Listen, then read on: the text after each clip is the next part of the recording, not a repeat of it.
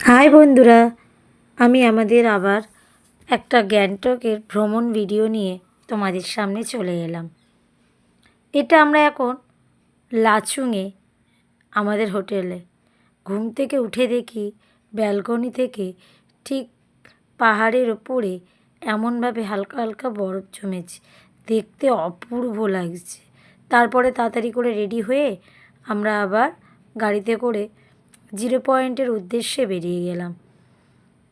যখন রাস্তা থেকে যাচ্ছি দুধারে বরফ আর তার মধ্যিখান থেকে গাড়ি চলছে, খুব সুন্দর দৃশ্য লাগছে।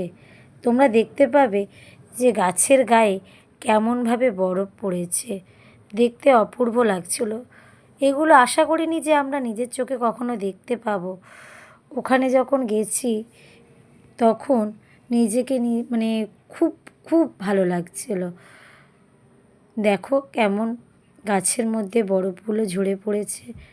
আর রাস্তা দিয়ে আমরা গাড়ি নিয়ে এগিয়ে চলেছি আমাদের জিরো পয়েন্টের উদ্দেশ্যে। যত এগিয়ে যাচ্ছি তত মনে হচ্ছে যেন একটা স্বর্গের দেশে এসে পৌঁছে গিয়েছি। দেখো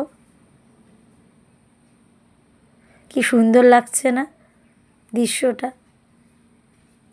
এতদিন এগুলো আমরা চোখে দেখিনি, মানে সিনেমায় দেখেছি আর কি, নিজের চোখে দেখিনি। আরও যখন সূর্যের রোদ বরফের গায়ে এসে পড়ছে তখন তো আরও সুন্দর লাগছে। পাহাড় থেকে যখন বরফগুলো গলছে সেগুলোও দেখতে অপূর্ব লাগছে। আজ এই পর্যন্ত, ধন্যবাদ, টাটা।